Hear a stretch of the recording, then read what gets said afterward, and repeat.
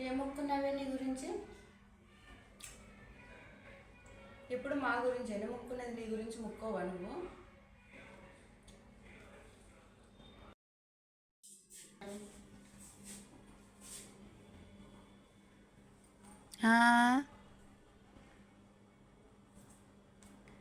మీ ప్లేట్ల మీద ఉండే జిడ్డుని నేనే క్లీన్ చేయాలా?